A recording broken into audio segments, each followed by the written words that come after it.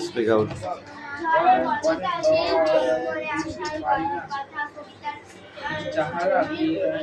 জসিমউদ্দিন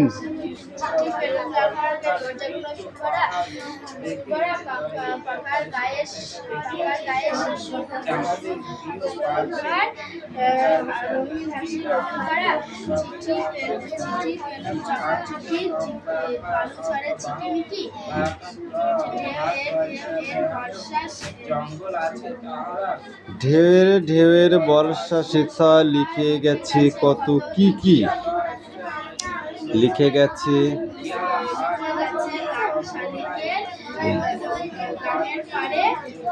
গাঙের পাড়ের বড় মোড়ল হতে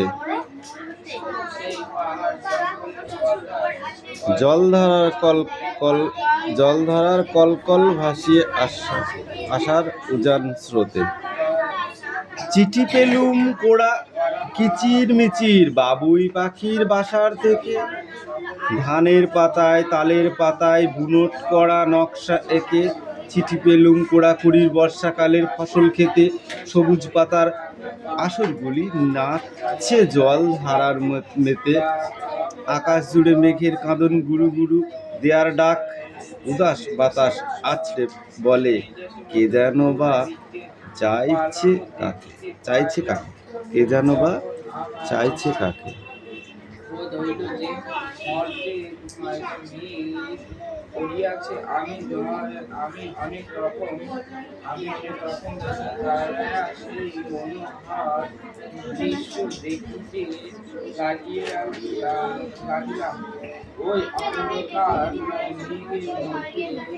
এ কুশল পড়া নিয়ে আয়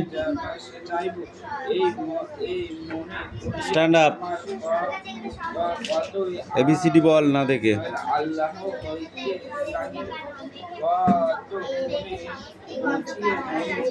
এফজি তারপর পড়তে বললে তোর এরকম হয় কেন আমি সেটা বুঝি না আকার উচ্চিকার বল না দেখে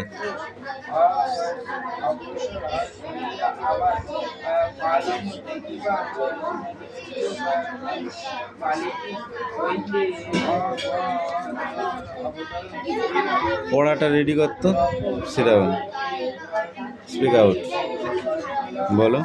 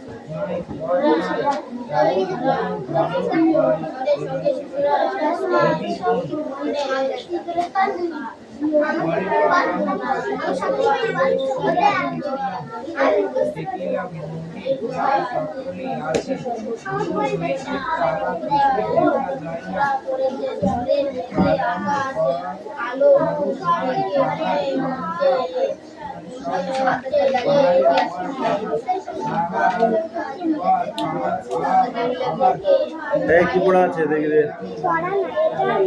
পিছিয়ে দাঁড়া কোথায় দাঁড়িয়েছিস, কোথায় দাঁড়াইছিস? এই ঠিক করে বস তো, সেই বস।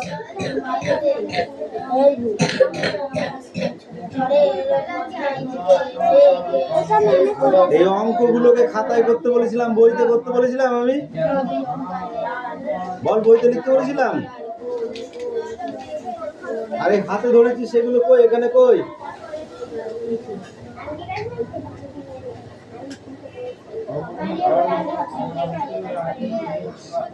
এটাকে কত ধরেছিস? 14। তাহলে এখানে 14 লিখতে হবে। খাতা ঠিক করে নেওয়া যায়, যা ঠিক করে নিয়ে যায়।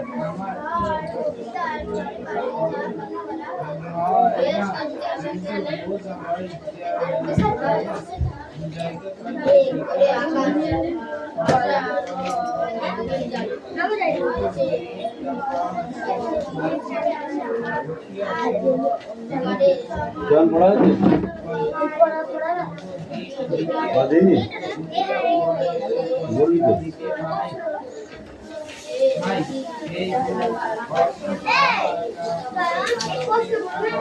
এই দেখো এখানে 5টা কোশ্চেন আছে। হ্যাঁ, লিখতে দেবো কিন্তু।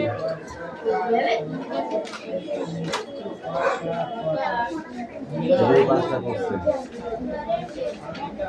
5টা কোশ্চেন লিখতে দেবো।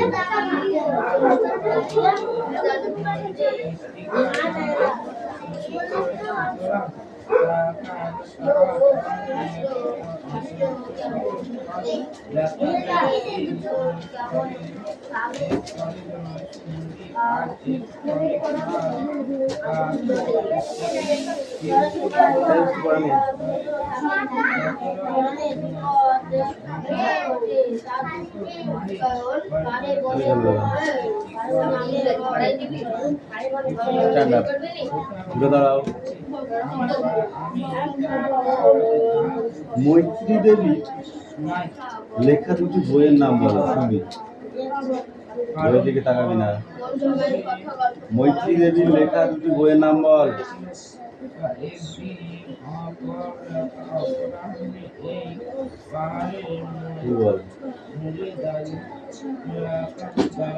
বল, মৈত্রী দেবীর লেখা দুটি বইয়ের নাম বলো।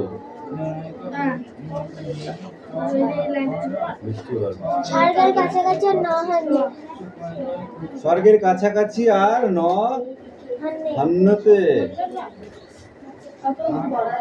দেবরাজ বলো, তিনি কত সালে পদ্মশ্রী উপাধি পেয়েছিলেন?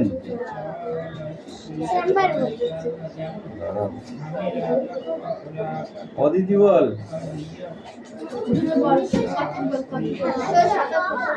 1977 সালে।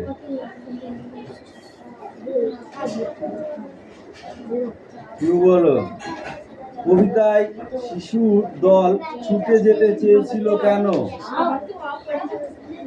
কবিতায় শিশুর দল ছুটে যেতে চেয়েছিল কেন?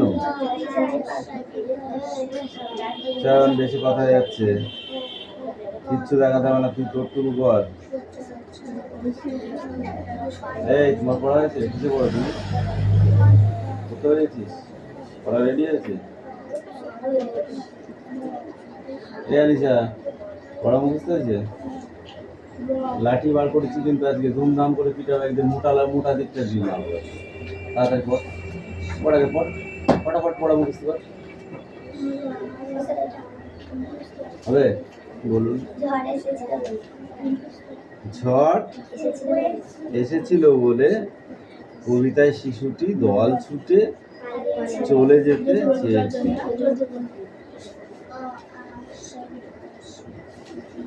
বৃষ্টি বলো, চারিদিকে দুপুরবেলা চারিদিকে অন্ধকার হয়ে গেল কেন? কারণ প্রবল ধারে ঝড় এসেছিল বলে চারিদিকে অন্ধকার হয়ে গেল। অদিতি বল। তুই বল। এলোমেলো বাতাস এসেছিল বলে দুপুরবেলা চারিদিকে অন্ধকার। আকাশ কালো হয়ে এসেছিল বলে দুপুরবেলা অন্ধকার হয়ে গেল কেন?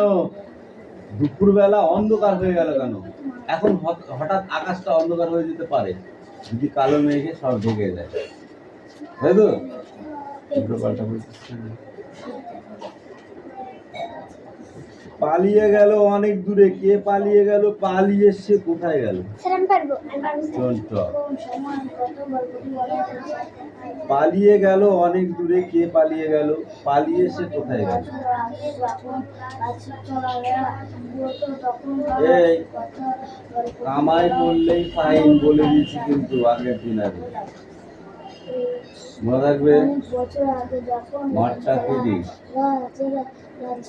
বল। মৈত্র দেবীর লেখা গদ্যম শীতে একটি ছেলে যখন আকাশ কালো হয়ে ওঠে তখন সে পালিয়ে অনেক দূরে চলে গেছিল।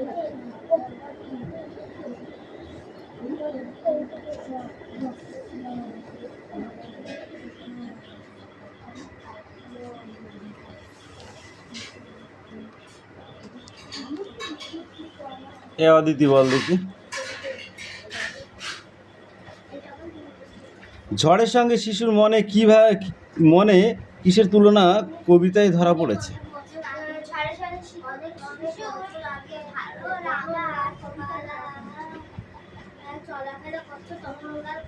ভালো লাগা চলাফেরা করার কথা ফুটে উঠেছে। তাহলে কিসের কথা ফুটে উঠেছে?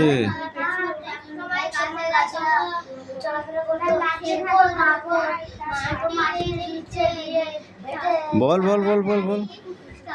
ঝড়ের সঙ্গে শিশুর মনে কিসের সঙ্গে তুলনা কবিতায় ধরা পড়েছে বলো?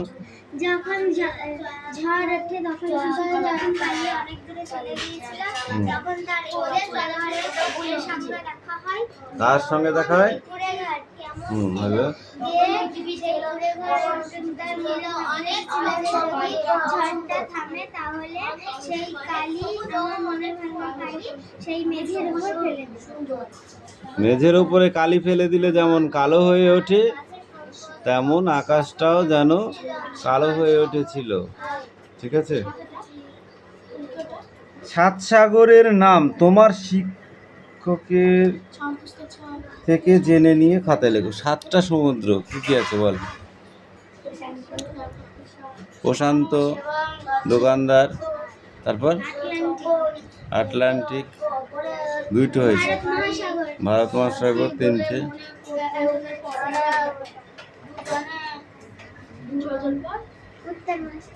তারপর 4টে হলো দক্ষিণ মহাসাগর, কুমেরীয়।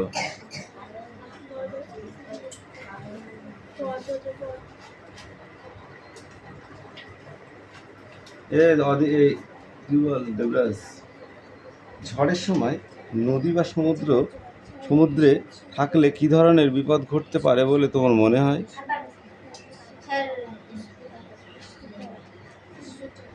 বলুন বাবা, তোর কি ঠিক করে বল, নাহলে কিন্তু পিটালাম। বল। শুধু ওইটুকুনই হবে না।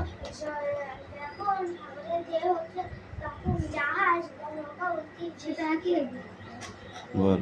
যখন সমুদ্রের ঢেউটা হয়, যদি মানুষ বা কোনো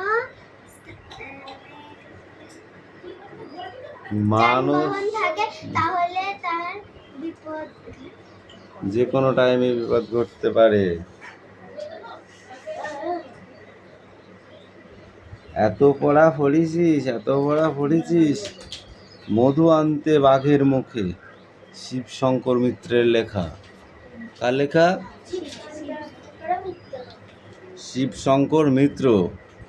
মধু আনতে বাঘের মুখে। মধু আনতে গল্পটির নাম কি? কোথায় গেছিল মধু আনতে? পুলিশটা শুধু নড়ে যাচ্ছে, একটু ঠিক করে দেয় দিনি যা।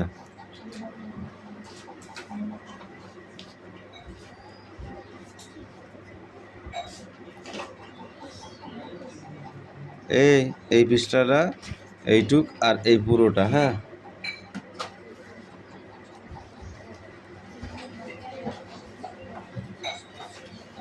দে আমি স্ট্যান্ড আপ। চয়ন পাত্র কোন সময়কারের কথা গল্পটিতে বলা হয়েছে? অনেক বছর আগে যখন গাছপালা হাঁটাচলা করতো তখনকার সময় এই কথা বলা হয়েছে। রায়হান বলো, এক সময় গাছেরা কিভাবে চলাফেরা করত? এক সময় গাছেরা চলাফেরা করতো, সেটা কি?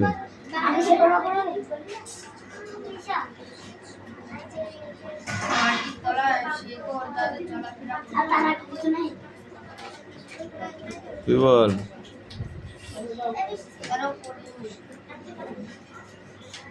তুই বল কেন পড়িসনি? বল কেন পড়িসনি? হাত পাত হাত পাত পড়িসনি কেন তাই বল। ওই হাত পাত, ওই হাত পাত। এই লাঠিটা তো ভেঙে গেছে। এই রায়হান বল, মানুষ আর গাছের সম্পর্ক তখন কেমন ছিল? মানুষ আর গাছের সম্পর্ক তখন কেমন ছিল?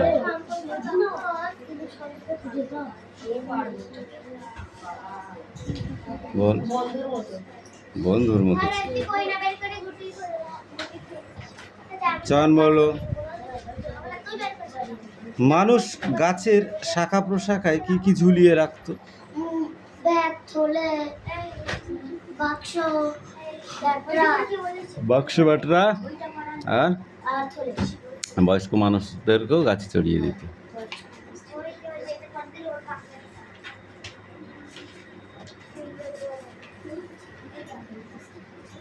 গাছেরা কিভাবে বুড়ো লোকেদের উপকারে আসতো?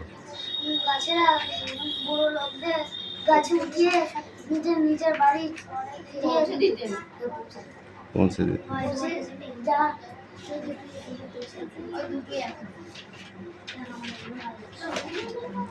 জঙ্গল থেকে ফেরার পথে একদল লোক কি করলো? তারা হাঁপিয়ে গিয়ে ব্যাগগুলো গালে ঝুলিয়ে গাছে ঝুলিয়ে গেছিল। গাছেরা মন খারাপ করেছিল। গাছেরা অপমানিত বোধ করলো কেন? তুই বল। গাছেরা অপমানিত বোধ করলো কেন? জঙ্গল থেকে যে লোকটা আসছিল সেই লোকটা গাছের ডালে ঝুলে দিয়েছিল। এত এত ভারের ওজনের জিনিস গাছে ঝুলিয়েছে যে গাছই ঝুলে গেছে। সেই থেকে গাছ চলাফেরা করাই বন্ধ করে দিয়েছিল। পৃথিবী শব্দার্থ কি হবে? শব্দার্থ, এই শব্দার্থ কটা পড়ে আসবে, আর কিচ্ছু করতে হবে না তোদের।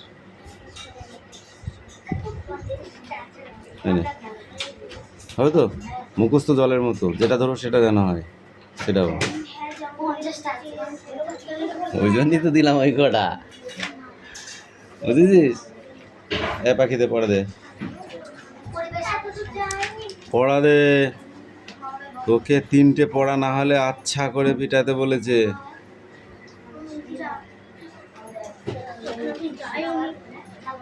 গো বক,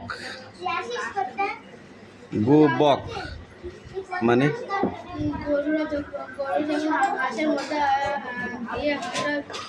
হাওয়া খায়। চলো,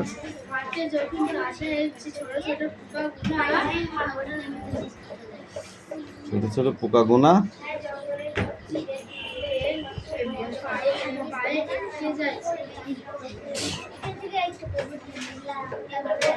তারপর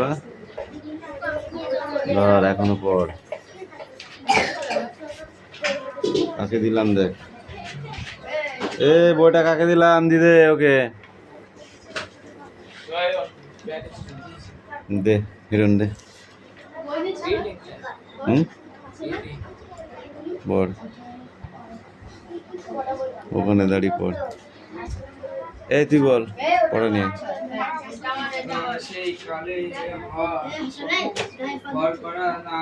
বই নিয়ে আসো। আনিশা কোনটা পড়া ছিল দেখবা, উল্টো পাল্টা পড়া দিলে মারবো কিন্তু আমি বলে দিলাম।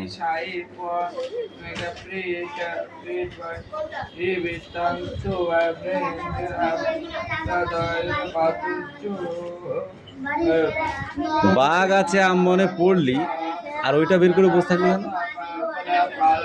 দে, বল এইটা পড়া এই দেয় পর্যন্ত বল।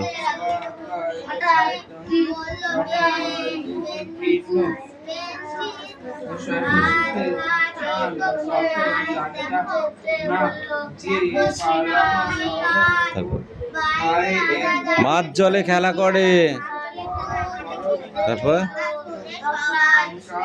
ডালে ডালে কাক ডাকে মুখুস করে এখনো যা। তুই বল দেখি, না দেখি না। বাঘ আছে আম বনে।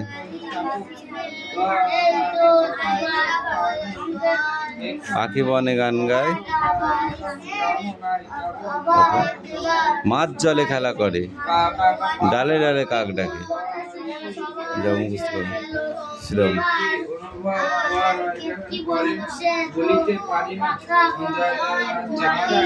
কৃষ্ণচন্দ্র কর্মকার কৃত পাহাড় দেখেছেন আর জাহাজের গৃহ পার্শ্বে শ্রীরাম শান্তি সংবাহ জঙ্গল আছে। তারা যে এই কথা সমগ্র অনুভব করিয়া লইবেন ইহারা তার সন্দেহ নাই, কিন্তু অন্য পাঠকের জন্য সে পাহাড় জঙ্গলের কথা কিঞ্চিত করা সকলের